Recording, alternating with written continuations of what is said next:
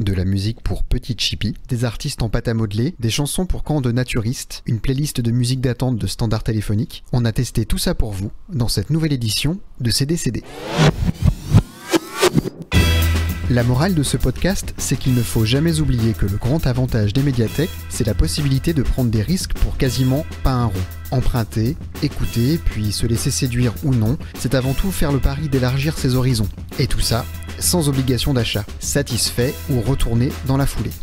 Et face à tous ces disques qu'on ne connaît pas encore, lorsqu'il faut choisir dans les rayons, c'est humain. On se raccroche d'abord à ce qu'on voit, et ça peut parfois vous laisser perplexe. Intéressons-nous donc à ces fabuleux albums qui se cachent derrière une pochette étonnante, détonnante ou parfois pas très ragoûtante. Voici donc 6 bonnes raisons de se laisser surprendre. Cette adorable petite bouille au regard espiègle a tout l'air d'être la star incontestée de sa cour d'école. Xenia Rubinos, la musicienne derrière cet album, est également une élève assidue et très attentive aux enseignements de ses maîtresses à penser, Néné Cherry, Erykah Badu et Nina Simone. Un cocktail euphorisant d'esprit rock, de soul, de hip-hop et du meilleur R&B.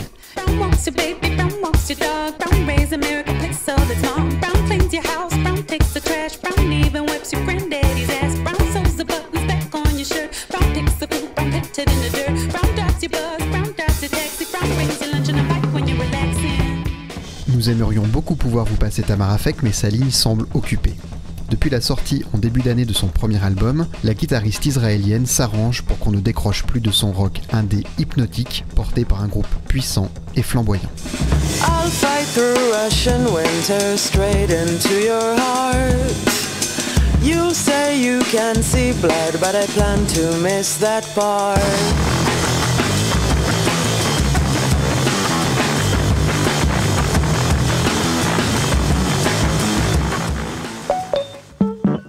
L'ego trip poussé à son paroxysme. Voici une pochette qui au mieux intrigue, au pire dérange. Quoi qu'on en pense, Gabriel Garson Montano reste une énigme. Les chansons de ce franco-colombien résident new-yorkais se font parfois classique pop élégant, parfois reggaeton exubérant, parfois R&B innovant.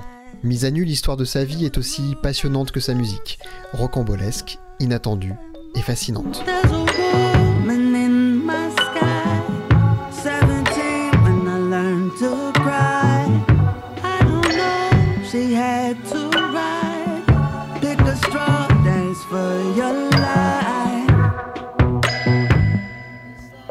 Autoportrait en pâte à modeler. Pour évoquer une certaine fragilité peut-être ou une grande capacité d'adaptation, la musique d'Angie Millet déborde en effet de toutes les cases. Née de parents malawites, vivant à Boston, sa musique convoque des influences nombreuses, allant de la folk magnifiquement arrangée au chant choral, en passant par la musique traditionnelle du Malawi. En pâte à modeler peut-être, mais jamais figée.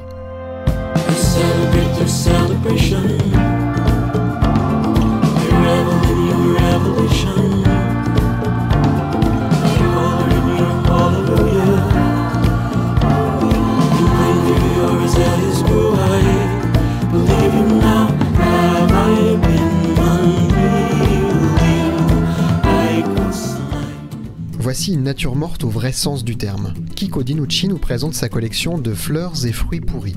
Et pourtant, son album Rastillo ravive un style qui bouscula la musique brésilienne dans les années 60, l'afro-samba.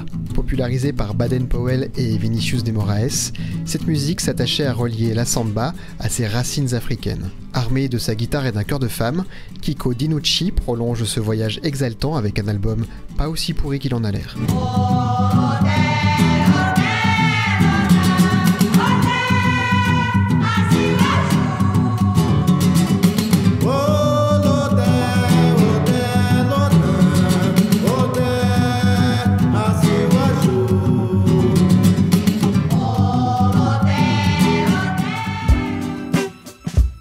Une pochette en forme d'invitation pour finir.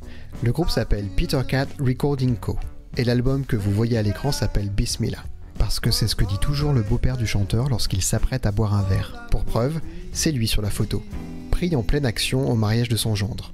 Peter Cat est un groupe de New Delhi toujours surprenant. Il mélange une bonne dose de jazz de crooner avec un soupçon de pop actuel et c'est un mélange parfait pour les beaux jours à venir.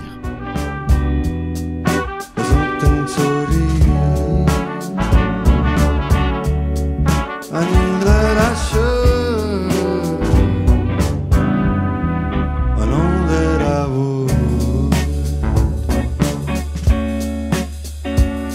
C'est avec Peter Cat que nous nous quittons, n'hésitez pas à venir parcourir nos rayons CD pour trouver d'autres pochettes intrigantes et la musique passionnante qui se cache dessous.